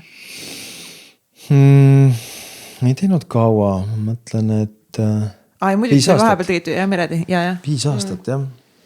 Tegelikult see ei ole kohe äri mõistes nii pikk aeg ja eriti kui nagu nii edukalt teha seda äri selles mõttes, et ikkagi olgem ausad. No, aga noh, oli see ka asi, et need asjaolud ju muutusid, et neid autosid oli järjest raskem saada soodsa hinnaga, ehk siis ju majandus hakkas uuesti tõusma, see oli siis 2013-14, kui ma ära lõpetasin, on ju, et siis oli juba jälle head ajad ja siis need katted jäid suhteliselt väikeseks ja kulud, et hoida Soomes ja Rootsis autopoode üleval nagu mega suured.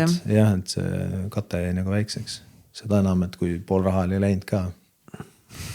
Nii et siis algas mõnes mõttes uus faas sinu elus? Siis ma võtsin jah nagu aja maha, et nii-öelda tegelesin natuke ühe, natuke teisega, et põhimõtteliselt, aga see oli kummaline jah, et nii kui see autoäri otsa sai, nii tekkis Viirelaiu projekt, on ju. Ja siis ma hakkasin sellega tegelema. Mõtlesin, et ma sealt saan nagu mingisuguse... Räägi seda lugu, kuidas üldse algas Viirelaiu projekt sinu jaoks? See hakkas niimoodi, et mul oli üks sõber või siis äripartner, kellega meil oli veel lisaks autoteenindus Soomes. Ja siis temale nagu pakuti, et tule ehita Viirelaiul 3 maja valmis. Ja siis tema siis, kuna me koos kõiki asju tegime, siis tema tuli siis minu juurde, ütles, et näed, et lähme vaatame seda. Mäletan, et läksime seal mingisugune 2013 siis ja. Siis läksime Viirelaiule, mäletan, mingi kalamees viis meid sinna ära, mingi väikse paadiga läksime sinna Viirelaiule, see oli siukene väga hullus seisus. Ronisime sinna maja katusele üle Jägermeistrit ja mõtlesime, et jumala äge koht, et noh, et tavai, et teeme siin, ehitame 3 maja valmis, et kui raske see ikka olla saab. Mis seal üldse tol hetkel peal oli? Seal oli see peal niimoodi, et majakas oli korras, siis see majaka või maja oli enam-vähem korras, aga noh, ütleme niimoodi 14 aastat tühjana seisnud, aknad puruks ja midagi head ei olnud ja ülejäänud oli nagu siuke üle pea malts nagu, et ma mäletan veel, ma mõtlesin, et nagu, et noh, siukene jumalast üljatud koht, et nagu miks keegi üldse tahab mingit maju ehitada siia või noh, kes siia üldse tuleb või seal ei olnud sadamat mitte midagi nagu. Aga kuna meie kalkulatsiooni järgi me pidime päris korraliku raha sealt teenima, siis mõtlesime, et why not, et noh, teeme ära. Nii, ja mis te tegema hakkasite, kuidas te tegema hakkasite? No me siis mõtlesime, kui palju te olite üldse mingi ehitusprojektide või ehitusega kokku puutud? Nagu selles mõttes mitte nagu selle ehitustöölisena, aga just nagu sükse arendajana või projektijuhina? Ega ei olnudki, see oligi meie ehitusäri esimene objekt. Siis mõtlesime, et kui raske see ikka olla saab, et ehitame valmis siis selle 3 maja, ja tegime mingid kalkulatsioonid ja mõtlesime, et võtame haldajavõtjad, kes siis ehitavad, me istume kontoris. Aga see ei läinud üldse niimoodi, ehk siis see jama, mis me sealt läbi nägime, see läbi tegime. Kuidas see siis läks? Aga tegite mingi projekti sinna või? No see sõber, kellega koos tegime, kuna ta väitis, et ta on nagu midagi ennem teinud sarnaseid projekte või noh, mingid maja ehituse projekte teinud, siis ma küsisin tema käest, et kuule, et noh, meil on see ainult eskiis on ju, või noh, nagu pilt siis sellest nendest majadest on ju. Ja et kas peaks projekti ka tegema, et oleks nagu lihtsam ehitada, siis ta ütles, et see on mõttetu 10 000, et ärme teeme, et pole vaja seda projekti on ju, et eks siis me hakkasime ehitama põhimõtteliselt pildi järgi maju, et see ei olnud üldse lihtne. Wow. Aga mis teeb selle keeruliseks, mis on mingid asjad, mis siis võivad juhtuda? Ma ei ole nagu enne kunagi ehitanud midagi, ma ei ole kokku puutunud. No põhimõtteliselt, kui sul on pilt, aga seal näiteks mõõtusid ei ole või et kuidas need... Oot, mis asja mõõtusid ei ole? No osad mõõdud sa pidid leiutama nagu... Kuidas ehitustöölised peaksid teadma, kui suur maja peab olema seal mõõtele? Oota, mis see nagu päriselt näitas, et maja pilt ütled ehk umbes selline või? No umbes nii ta läks jah, et sellepärast ongi seal mõned asjad niimoodi, et küll on katus madalam ja umbes leiutasid, et kuidas saaks teha. kui suur see vannituba võiks olla? No ma ei tea, vaata, et sisse mahuks. No ja siis läkski niimoodi, et ei tea, saunapõrandat ehitasime, andsime nagu selle pildi kätte, et kuidas teha. Pühapäeval andsime kätte, siis järgmine reede tulime tagasi ja siis vaatasime, et kõik on nagu valesti ehitatud, valel kõrgusel ja leiliruumi pole. Ühesõnaga siis lammutasid ära nad ja siis jälle nädal aega ehitasid ja niimoodi. No ütleme, näiteks saunapõrandat ehitasime 3 korda. 3 korda tuligi täitsa nagu maha täitsa nulli lammutasid ära, sest et valesti oli ehitatud ja valest materjalist. No seal ei olnud ka kirjas ka, mis materjalist. Aga kus sa tead, et see siis vale oli, kui sul ei olnud kirjas? Ja siis helistasime sõbrale ja siis ta ütles, et nii ei käi, et tehke uuesti. See on tsitaat siit, aga seal polnud kirjas ka, mis materjalist teha. Vaadake, korjake saare pealt kokku mingid oksasid. No jah. Ei no ega meil kogu see lugu seal üldse hakkas, et kuidas üldse materjalid saarel saada, et see on ju kõige suurem probleem. Jah. Ja siis nagu, ma ei tea, meie ajus siis tuli siuke mõte, et üle vee ikka peaks laevaga saama. Ja siis me otsisime mingit laeva ja siis tuli mingi välja, et üks Veeteede Ameti laev või selle kapten siis teadis, et kuidas saab sõita Viirelaivule nii lähedale, et siis ta tõstab nagu sealt laeva pealt kraanaga need materjalid otse saarele. Temal on siuke veneaegne kaart, et ta on käinud küll seal, et see on olemas siuke koht. See on okei. Siis me tellisime 3 rekkatäit puitu Kuivastu kai peale. Aga selleks oli niimoodi, et kuidagi see transpordi aeg oli mingi ülivara laupäeva hommikul. Ja siis me ei saanud nagu kuidagi Tallinnast siis sinna poole, kus Kuivastu on siis nii-öelda seal Saaremaa poole. Ja muidugi läksime siis Kuressaarde, seal läks vähe lappama, läksime Tiivasse peole ja siis kuna me võtsime kõik sõbrad appi ja siis meid oli seal mingi, mäleta, kas 15 sõpra koos. Ja siis tõmbasime sealt otse taksoga siis sinna Kuivastusse, siis laevakapten siis tõstis kogu selle 3 rekkatäit puitu siis sinna laeva peale ja siis me ka seal laeva peal ja siis ta sõidab nagu siis mööda seda Viirelaiu randa edasi-tagasi ja muudkui vaatab oma seda kaarti ühte ja teistpidi ja lõpuks siis ütleb, et kuulge poisid, et nüüd on nii, et ma ei leia seda kohta ülesse. Aga jama on selles, et mul on järgmine objekt ja ma pean Pärnusse sõitma laevaga. Et nüüd teil on 2 varianti, et kas ma sõidan selle laevaga Pärnusse kogu materjaliga või ma tõstan selle materjali merre. Ja me siis vaagisime, et kumba pidi teha. Pärnu tundus hullult halb variant, sest et siis Pärnust on vaja see uuesti saada Virtsu või Kuivastusse ja siis on ikkagi vaja Viirelaivule saada. Ja siis lasime tal merre tõsta kogu selle materjali. Ole vaid, mis mõttes nagu? No ma ei tea, tõstis merre selle ja siis... Aga kui sügav see meri seal oli? No ta oli niimoodi, et peaaegu kaelani või. Ehk siis see oli maikuu, vesi oli veits jahe ka ja kogu me siis kambaga, palju meid seal oli seal, mäletate, 12 või 15 sõpra kõik koos ja siis me muudkui lükkasime seda materjali siis Viirelaiu poole. Tuul lükkas teda sinna Läti poole ja me siis lükkasime Viirelaiule. Täpselt nii hästi oligi planeeritud kõik. Aga mis materjal sa räägid? See oli ikkagi see, mida vesi kohe ära ei hävitanud? No jah, puit nagu. Jah, puit nagu mingi palgid. Palgid, lauad, brussid, kõik see nagu oli seal meres. Ja siis kõik see nagu ulpis seal vee peal. Kõik see ulpis, jah. Mere põhjas päris ei olnud, jah? Ei, ta ikka nagu selles mõttes ujus, et saime teda lükata ilusti ära, et... Kalevi pojad. No õige korralik, täpselt nii hästi planeerisime, jah, seda. Tõstke siis merre. Aga siis ehitasime mingi parve ja siis proovisime parvega, see parv läks katki ja siis saime jälle uue parve ja ühesõnaga see algus oli päris selline keeruline, et meie see plaan, et me oleme kontoris ja haldavõtjad teevad seda tööd, see nagu ei... Ja saate kõva kasumi, jah? Ja kõva kasumi saame ka 100 000, aga sellest me saime suht kiiresti aru, et sealt mingid kasumid küll ei tule, et suht suur häving, aga kuna leping oli tehtud, siis enam välja ka ei saanud sellest. Nii, aga mis siis sai, et te lõpuks saite nagu mehitusmaterjali, aga see on üle jää ei saa talvel või?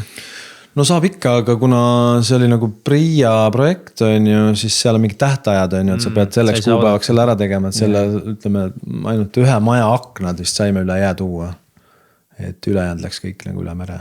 Ja kui siis esimesed 3 maja valmis sai, mis siis sai, et siis sina mõtlesid, et pühid käed ära sellest ja lähed omaded edasi või? No jah, see oligi niimoodi, leping oli selline, et ehitame majad valmis ja kui me saame kasutusload peale, et siis nemad maksavad oma arved ära ja siis nagu case closed. Aga neil läks natuke lappama ja siis neil sai raha otsa, neil ei olnud meil midagi maksta. Ja siis nad üldse nagu kadusid kontaktist ära, et ega nad väga ei tundnud huvi, et kuidas need arved ära maksta või kuidas mida üldse edasi teha nende majadega. ja siis me mõtlesime enda arvates geniaalse idee välja, et hakkaks majasid välja üürima, et siis me saame vähemalt enda nagu raha tagasi, mis me sinna alla pannud oleme ja siis hakkasime seda plaani teostama. See on nagu väga veider, et kuidas, seal olid eestlased või välismaalased? Eestlased, et aga kellele see saar kuulub või mis värk sellega üldse on? No see saar, selle omand on niimoodi, et see osa, kuhu ehitada saab, see on nüüd minu oma. Suur osa saarest on RMK oma ja siis on veel mingite mõisade pärijad, kellel on väikesed siilukesed, sellised karjamaa mingid tükid või noh, midagi sinna ehitada ei saa. Karjamaa. No, me räägime Viirelaidust Karjamaa. Karjamaa on siis see üks kivi seal, selle puu kõrval. Kunagi enne vanasti toodi sinna loomi peale ja siis see on hea, vaata loomad ei lähe ju kuskile minema, sa aeda ei pea midagi tegema. Kui suur on Viirelaid? 80 hektarit. Siis ühest servast teise on umbes 2,5 kilomeetrit. Ta on ikka suurem, kui ta välja näeb. Ta on jah, ütleme see saare tagumine osa on hästi madal, et siis ta nagu praami pealt ei paista nii suur. Üldse ei paista nii suur, jah. Aga see on ka nagu veider või huvitav, et nagu sul on just kui oled lasknud majad ehitada nii vingesse kohta, et siis see lihtsalt nagu kaod ära. No kui sul raha ei ole, siis oli midagi nagu teha nendega, aga ma nagu küll prooviks leida mingi võimaluse, kuidas oma majakesed saare peal nagu kuidagi no jah, ta läks kuidagi niimoodi, et no seal oli ka niimoodi, et iga maja oli, tol ajal popp ju Priiast raha võtta nagu ja siis oli iga maja oli oma OÜ ja igale majale oli oma toetus võetud ja siis mingi hetk hakkas politsei huvi tundma, et kuidas niimoodi saab, et tegelikult on üks kompleks on ju ja siis on iga maja on eraldi ja siis igale majale on toetus pandud, et eks siis jah, 2016 aastal see politsei sekkus sellesse ja ma arvan, et sellepärast nagu jäidki need rahad kinni, et jah. Aga sinu jaoks selles mõttes tore tegelikult. Mul on hullult hea meel, sest tänu sellele nüüd on, aga alguses, kas sa kohe mõtlesite siis, et et võib-olla võikski selle kuidagi lõpuks endale saada või esimene plaan oli ikkagi, et oma rahad tagasi saada? No pigem oli jah, et saaks nagu oma rahad sealt kätte, et ma ütlengi, et majad valmis tähendas seda, et sul on ju aknad ees ja põrandad ja laed ja nii edasi, aga seal puudusid ju kõik, seal ei olnud valgusteid, seal ei olnud mööblit. Nagu põhimõtteliselt tühjad majad on ju, et kuidas sa seda siis nagu välja üürid ja siis ma mõtlen, et me ükskord istusime siis seal sauna terrassil on ju ja jõime õlut seal ja mõtlesime, et mis nüüd edasi saab on ju, et rahad on siin all kinni on ju, nagu majad on, aga midagi teha ei saa nendega ja siis mul üks sõber nagu lennutas elus esimest korda mingi drooni on ju ja siis ütleb, et mul on jumala hea idee, et tehke Facebooki leht on ju ja ma teen teile drooni video ja siis umbes jaga ja võida öö saarel on ju. Tundus nagu ilgelt hea mõte on ju, polnud kunagi Facebooki üldse olnud on ju, tegin endale Facebooki on ju, siis saigi see Priit Viirelaid sinna pandud on ju. Ja siis panime selle video sinna ülesse. Kuigi selles videos on nagu konkreetselt... See oli siis 2016 või? 2016 ja seal videos on konkreetselt näha, et nagu ma ei tea, hoovis on mingisugused lauad ja ühesõnaga ta ei tundu üldse mingi ahvatlev välja on ju. Aga kuidagi see video läks nii hästi tööle, et seda jagati, ma mõtlen, kuidas meil oli esimese 2 päevaga meil 6500 fänni Facebooki lehel ja videot oli 300 000 korda vaadatud on ju. Ja siis hakkasid mingisugused bronnid tulema on ju, et me tahame tulla on ju, teile saarele on ju, mis on nagu, ühtepidi on hea on ju, aga teistpidi, kui keegi tahab broneerida tulla on ju, majad on tühjad, voodid pole, mitte midagi pole on ju. Siis nagu mõtled, et fuck, et kuidas nagu, kus nad siis ööbivad on ju. Ja siis me esimeste klientidele panimegi puht südamlikku, ütlesime, et siuke seis on ju, et majad on ju, voodid pole on ju, sauna saate minna on ju. Ja nad hullult tahtsid tulla ja siis oli niimoodi, et nad andsid siis meile nagu ettemaksu rahana on ju mingi summa, mille eest siis me ostsime nagu voodimadratsid, tekid padjad on ju, siis need voodiraamid ise meisterdasime vanast puidust. Ja siis nad tulid meile külla on ju, neile hullult meeldis. Kuidas nad said siis sinna saarele? No siis meil oli ikkagi mingisugune väike kökatspaat nagu tol ajal, millega me tõime, ikka siuke nagu siin me oleme filmis, jalad vette ja kotid pea peal ja selline päris sürr oli.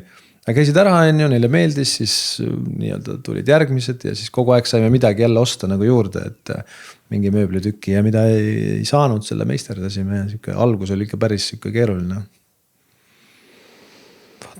Ja nüüd sellest on kujunenud nii ilus koht, kõik toad on pilt ilusad ja kaunid ja.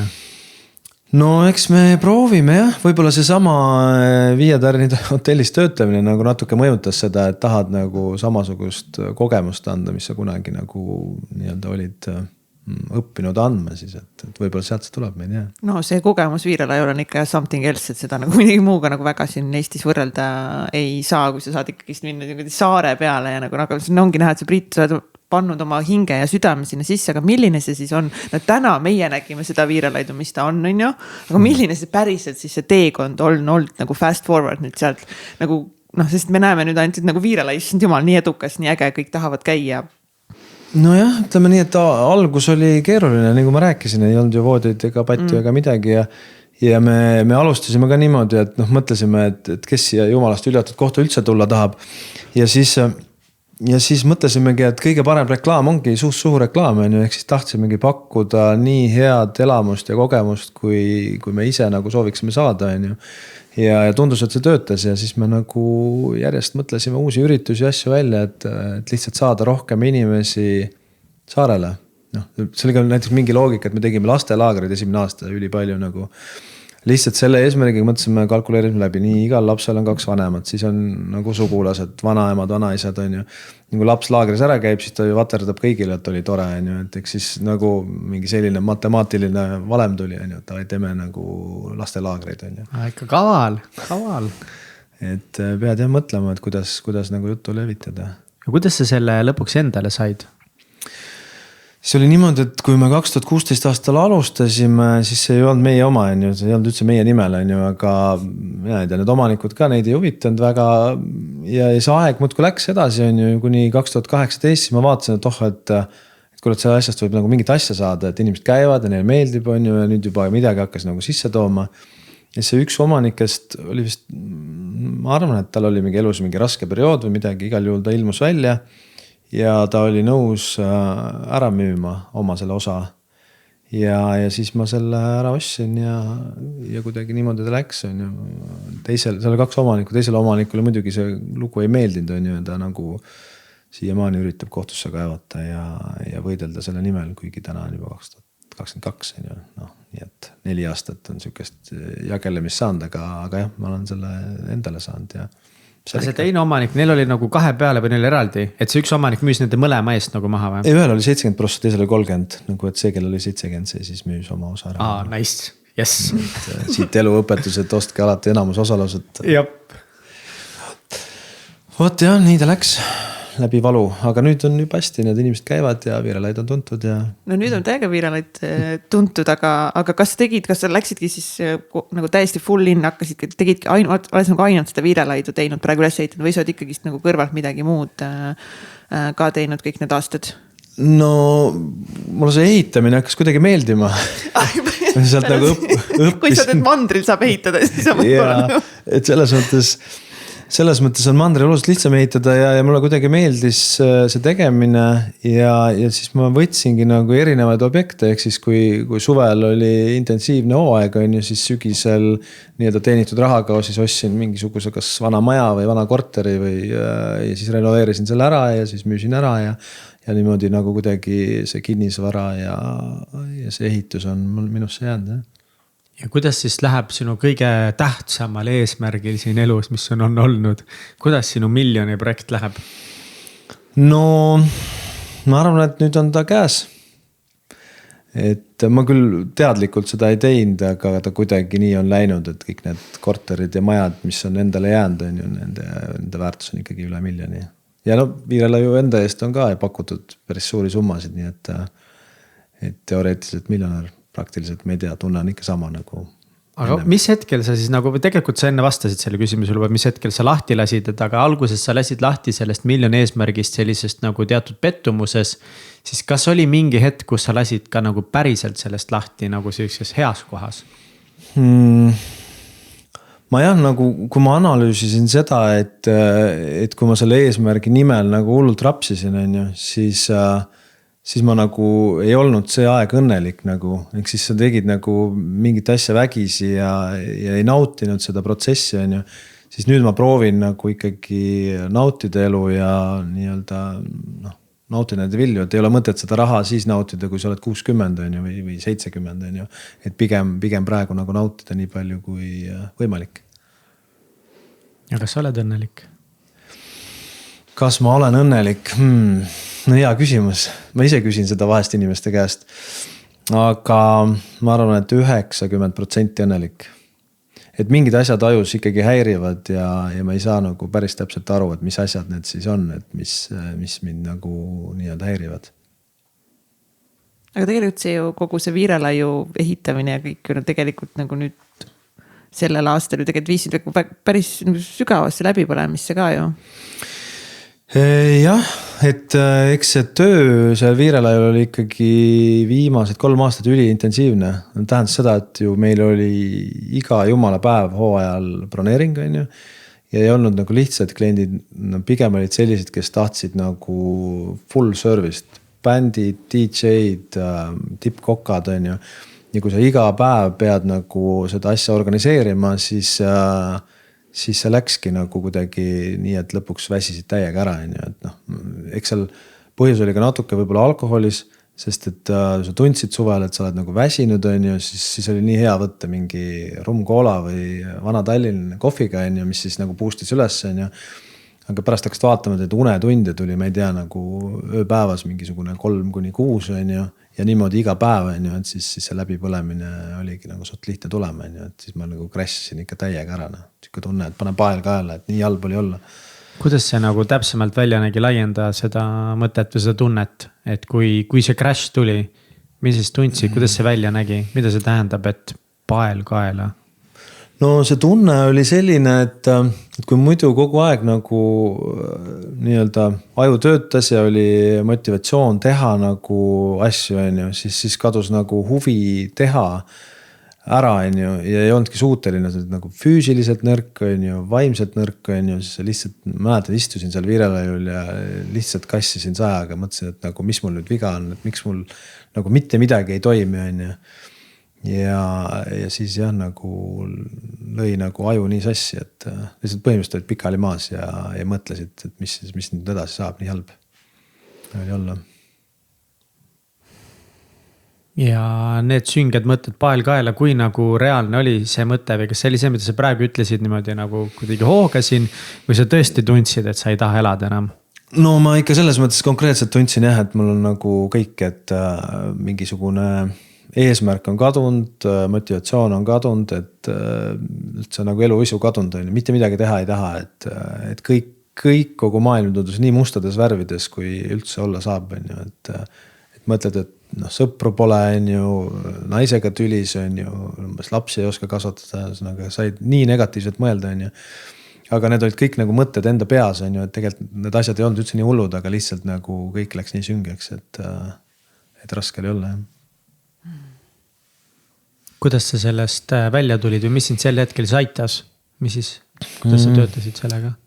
See oligi kuidagi juhuste tahtel sattusin ma ühe terapeudi juurde ja ma ei ole kunagi käinud terapeudi juures ja ma nagu väga ei ole ka uskunud igasugustesse vaimsetesse haigustesse või noh, minust tundub see nagu mingite nõrkade haigus või nagu mitte minu nagu teema on ju. Ja siis see terapeut nagu tegime mingisugused protsesse seal läbi ja ta lõpus ütles, et tead Priit, et sul on nüüd küll niimoodi, et sinu see life power ämber on nagu täiesti ilgatum tühi on ju. Seal ei ole mitte midagi sees, et kui sa nüüd ei hakka nagu neid antidepressanti võtma on ju, et siis sul ongi nagu kõik on ju. Et ma ütleski niimoodi, et ta tavaliselt ei soovita kellelgi neid süüa ja võtta, aga et sul nagu on vaja seda teha on ju. Ja siis ma käisingi psühhiaatri juures, ta kirjutas mulle tabletid välja ja ma samal ajal hakkasin ka lugema hästi palju neid mingid eneseabi raamatuid on ju. Ma hakkasin käima mingitel koolitustel, kuidagi nagu tegelema sellega nagu full on, et lihtsalt, et saaks enda olemise paremaks. Kui kiiresti aega või kaua aega läks, et see nagu hakkaks toimima või kas sa tundsid kohe mingeid muudatusi või kuidas see protsess sealt nagu välja tulemise protsess käis? See oligi huvitav, et kui mul need tabletid välja kirjutati, see psühhiaater oli nagu mingisugune, ma arvan, et nägi välja nagu 25-aastane kutt on ju. nimi oli doktor Kangro, ma ikka ootasin sellist suurt tugevat meest, on ju, kes siis ütleb, et näed, mis sul viga on ju, ja vastu sain nagu blondi peaga blondeeritud sellised Justin Bieberi, on ju. Siis nagu mõtlesin, mida ta teab, on ju. Aga ta kirjutas välja mulle mingisugused uued tabletid, on ju, mida peab ainult 30 päeva võtma. Ja sisuliselt oli niimoodi, et kui ma võtsin selle esimese tableti sisse, on ju, siis ma tundsin, et tead, mul nagu kõik power tagasi, et teeks nagu kõik maailma asjad ära. Siuke tunne nagu, ma ei tea, 10 Red Bulli oli sees nagu. Ja tänu sellele boostile nagu siis ma hakkasingi hästi palju nagu lugema ja nii-öelda tegelema iseendaga nagu, et ma võtsin nagu eesmärgiks, et ma proovin nagu kõik võimalikud asjad ära, et mis võiksid nagu aidata, ma ei tea, ala mingi kongi meditatsioonidel või noh, mis iganes retriitel ma käisin siis, et ja sain suhteliselt kiiresti ennast uuesti üles. Et selles mõttes see huvitav. Mis sul on olnud, mis sa said siis mingi suurimad taipamised enda kohta, elu kohta?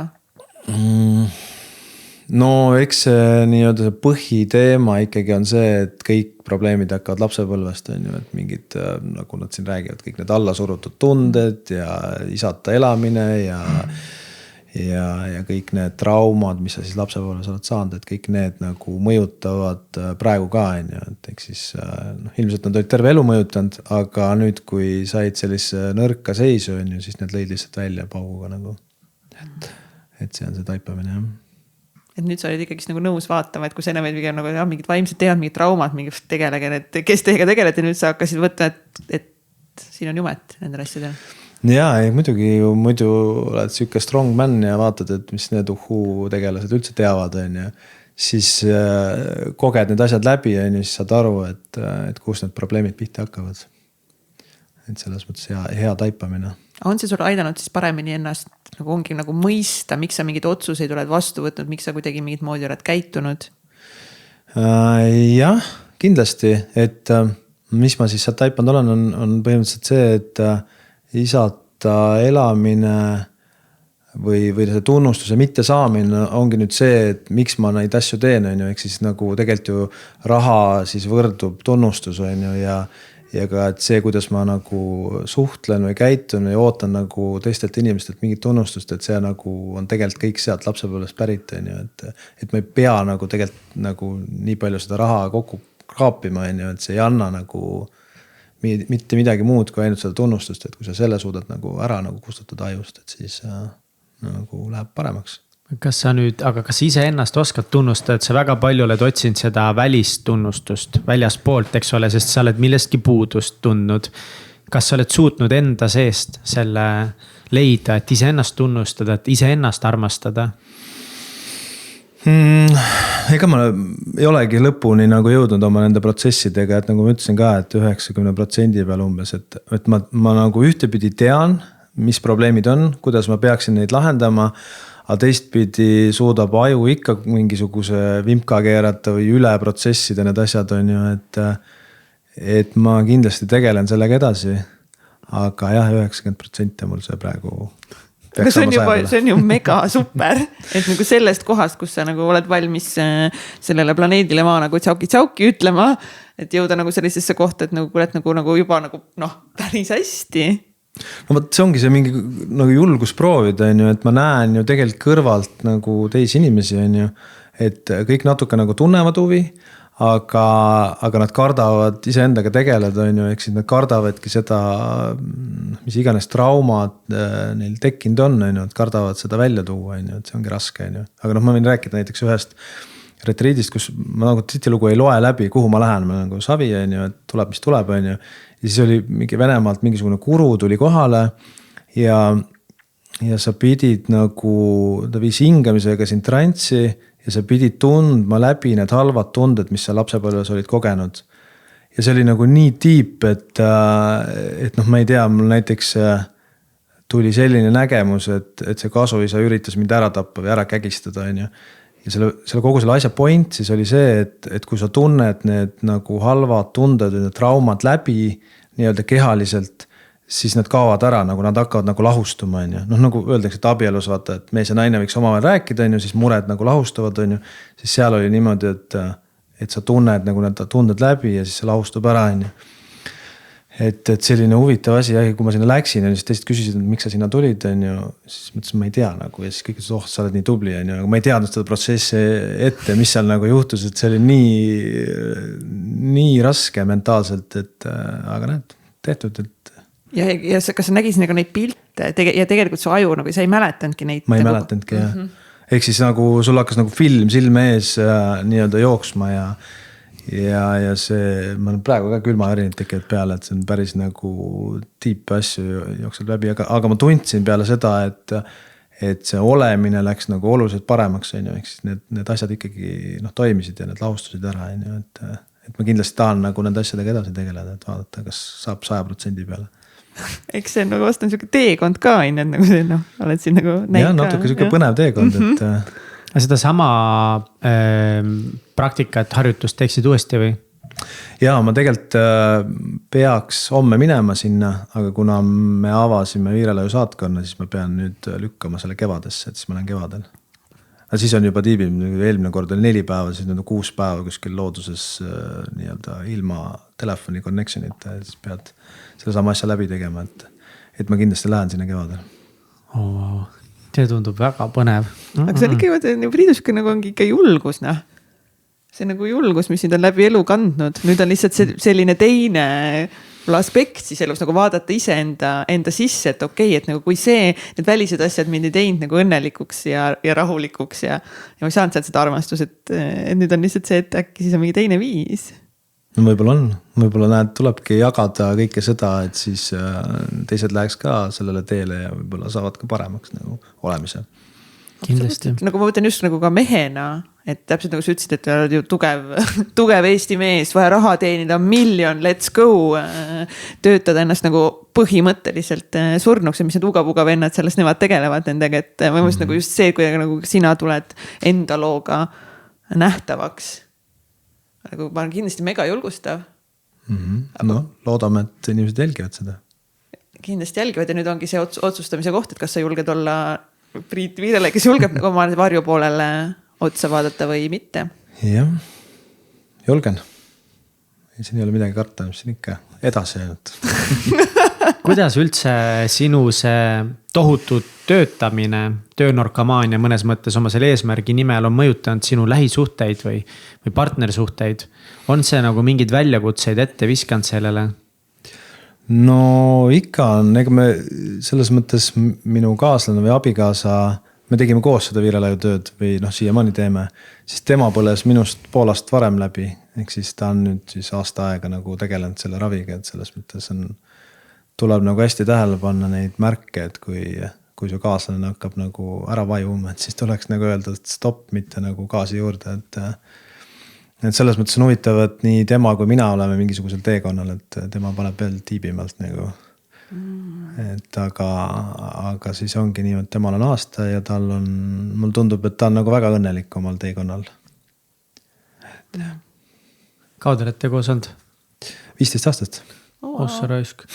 Selles mõttes, mis on nagu suurepärane, on see, et see missioon 1 miljon ei ajanud teda sinu kõrvalt ära, et tundub, et see ikkagi nii palju nagu oma selle missiooni kõrvalt olid olemas või leidsid aega partnersuhtele.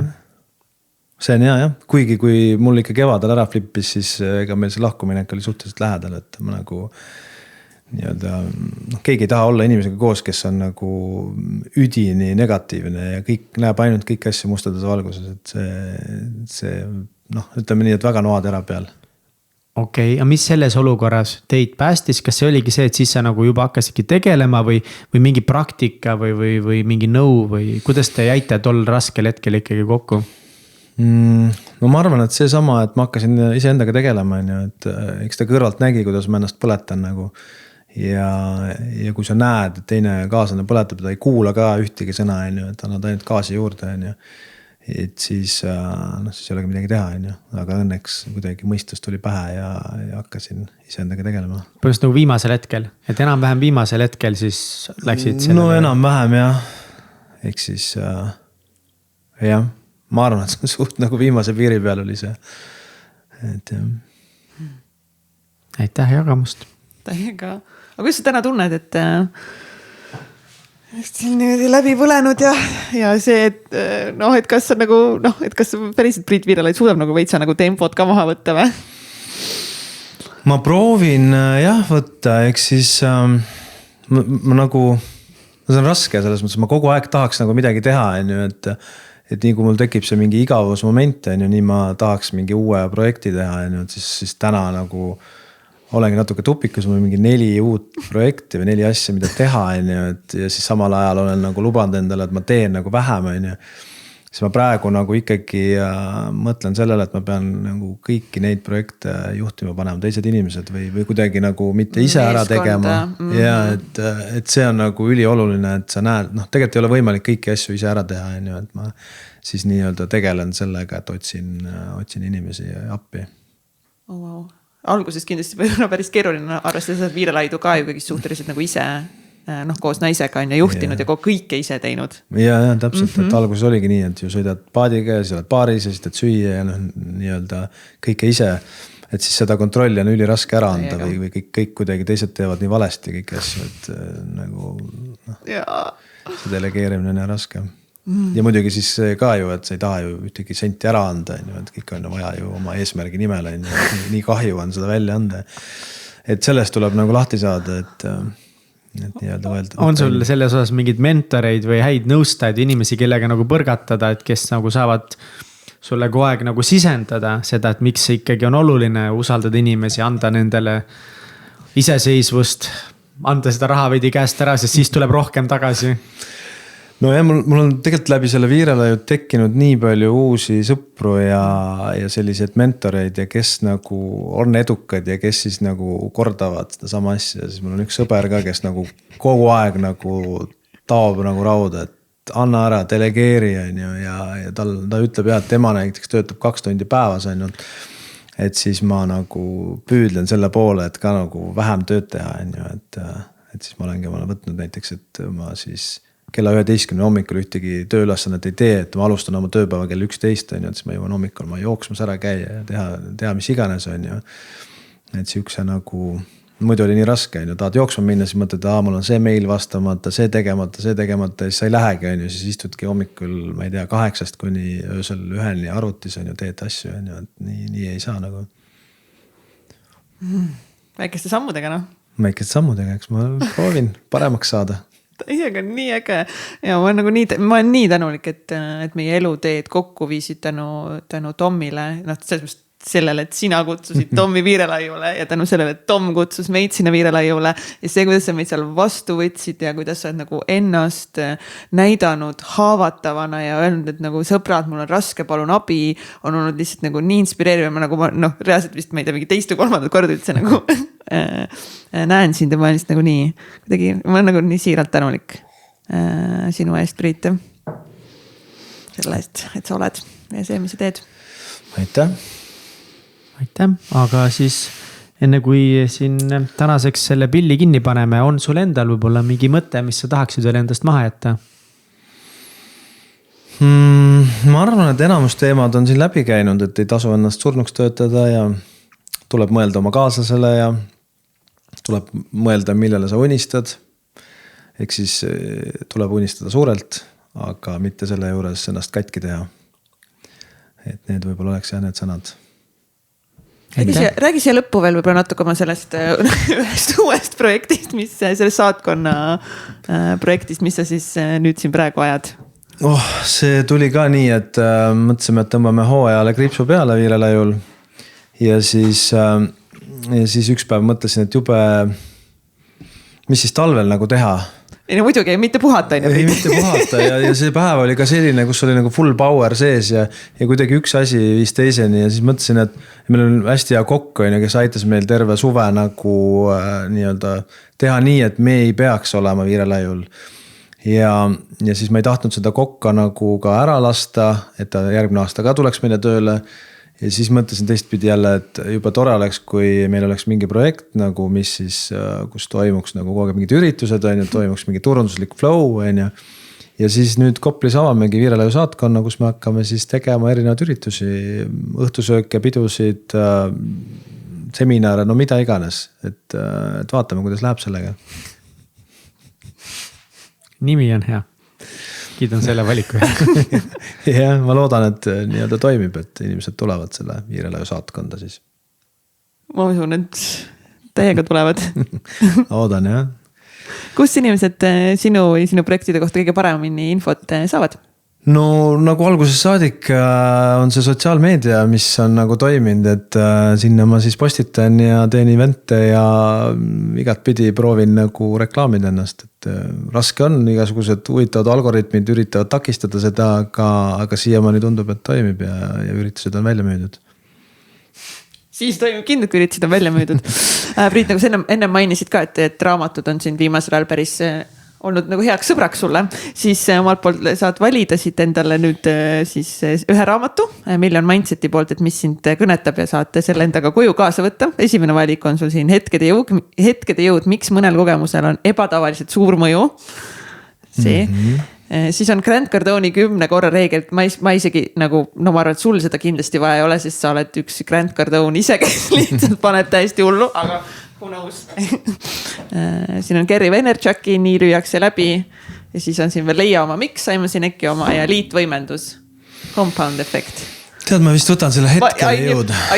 Ma teadsin, et see on Priit sulle, seda raamatut ei olnud tegelikult siin laua peal, see oli mul kapi peal, ma olin lihtsalt vaatasin neid raamatuid, mingi nagu Priit ei saa mingi veel nagu kiiremaks minna ja mingi veel rohkem müüa ja veel rohkem teha, Priit on vaja nagu lihtsalt olla võib-olla rohkem, siis hetkeliselt väga tore, et sulle sind ka kohe ma märkasin täpselt, kui sa võtsid see, ma olin mingi mine vetsa, kui hea mõttekants ja ülihea valik. Ilmi kenasti slaidisid selle sujuvalt juurde. Ja et siis million.ee, kes soovib ka endale minna soetama raamatut, siis sealt saab ja koodiga täitsa pekkis, saad ka 10% soodustust, nii et vaatame siis Priit äkki pärast annab tagasisidet, kuidas siis tuli hetkedest rohkem jõudu. Aga aitäh. Loeme läbi. Aitäh, Priit. Aitäh kuulamast. Tšau. Tšau.